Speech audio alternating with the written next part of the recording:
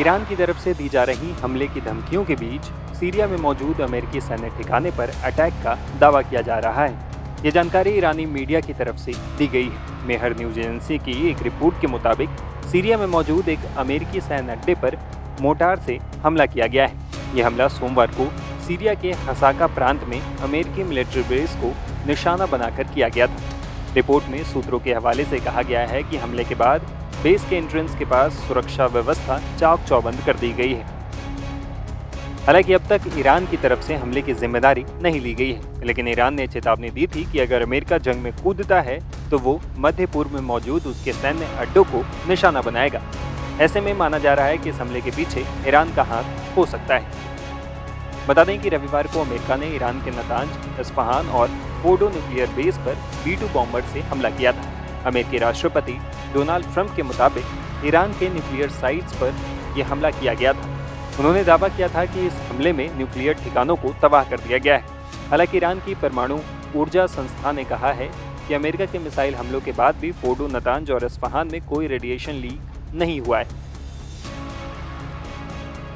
अमेरिकी हमले के बाद यूनाइटेड नेशंस की एक बैठक में ईरान के राजदूत आमिर सैयद इरावानी ने दावा किया था कि ईरान अमेरिका को मुंहतोड़ जवाब जरूर देगा। ऐसे में सीरिया में मिलिट्री बेस पर हुए हमले को इससे जोड़कर देखा जा रहा है। बता दें कि ईरान से सबसे करीब अमेरिकी बेस इराक का है, लेकिन सीरिया की भी दूरी ज़्यादा नहीं है। ईरान से हसाका प्रांत करीब 1100 किलोमीटर दूर है। अब इस हमले में कितना नुकसान हुआ है, इस बारे में कोई जानकारी सामने नहीं आई है। आइए अब ईरान और अमेरिका के बीच बढ़ते तनाव पर एक्सपर्ट की राय भी जान लेते हैं। ये एक ऐसा सवाल है जिससे पूरे विश्व में उथल पुथल होने का खतरा है। इसमें कोई शक नहीं कि ईरान का जो न्यूक्लियर प्रोग्राम था, चाहे ईरान कितना भी कहे कि पीसफुल था, क्योंकि फारदों में जिस गहराई में उन्होंने बनाया है वो जरूर शक के दायरे में डालता है कि ईरान का न्यूक्लियर प्रोग्राम पीसफुल नहीं था। वो वेपनाइजेशन की ओर धीरे धीरे बढ़ रहे थे।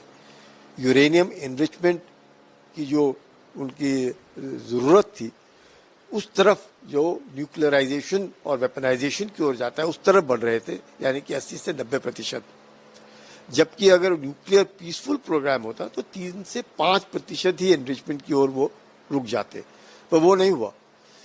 इसका मतलब ये ईरान या तो विश्व को बेवकूफ़ बना रहा था और धीरे धीरे करके उसने अपना न्यूक्लियर वेपन प्रोग्राम चल।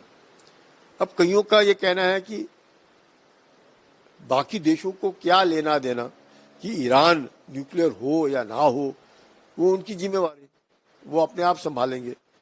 लेकिन कहीं ना कहीं, क्योंकि जिस तरीके से हम देख रहे हैं मिडिल ईस्ट के अंदर और विश्व में, तो शायद कहीं ना कहीं लग रहा है कि अगर ये जो न्यूक्लियर वेपनाइजेशन है ये कहीं गलत हाथ में ना पड़ जाए। जैसे हम लोगों को लगता है कि पाकिस्तान बार बार डर यही रहता है कि कहीं आतंकियों के हाथ में ना ये पड़ जाए, तो उस मद्देनज़र ज़रूर मुझे लगता है कि कहीं ना कहीं उसके ऊपर रोक चाहिए थी, और रोक हो गई क्योंकि यूएसए ने डिस्ट्रॉय कर दिया।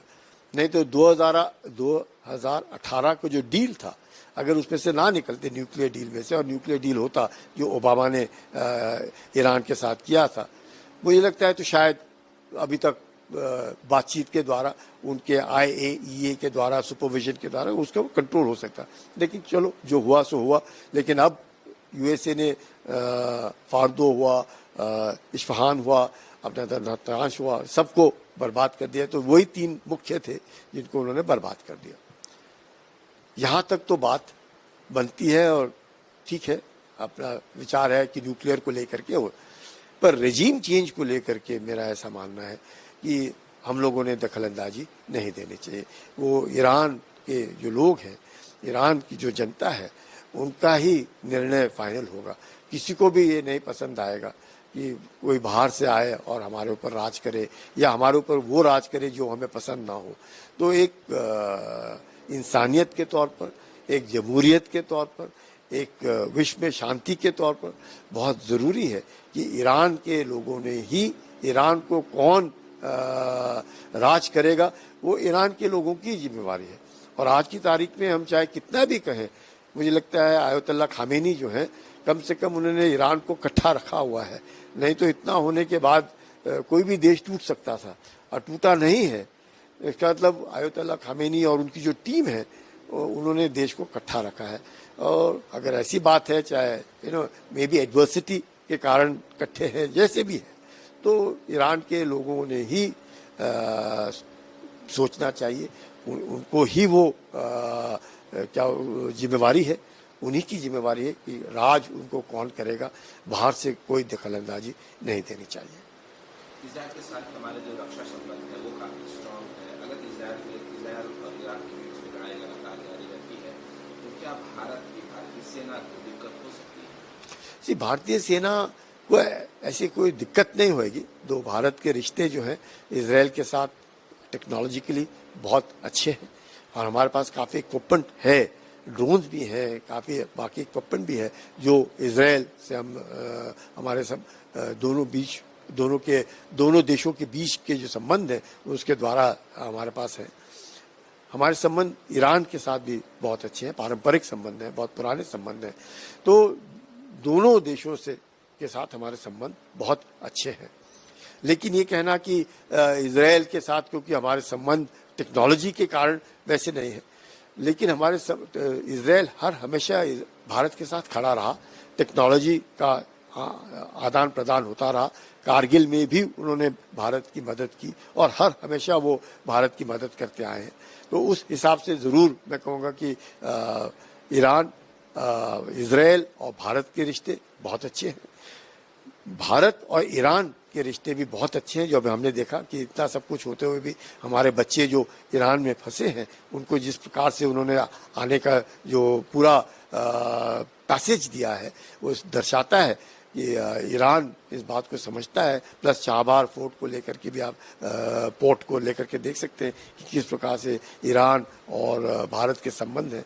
तो ये जो है दोनों के साथ संबंध अच्छे हैं। तो इट्स कैच 22 सिचुएशन कि कौन हमारे लिए ज़्यादा प्यारा है।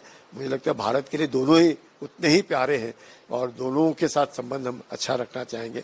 और प्रधानमंत्री का वो ही और हमेशा मैं कहूँगा कि जोर रहा है कि ये जो युग है ये युद्ध का युग नहीं है। बातचीत के द्वारा अगर बात संभल जाती है, सुधर जाती है तो बहुत अच्छा होगा।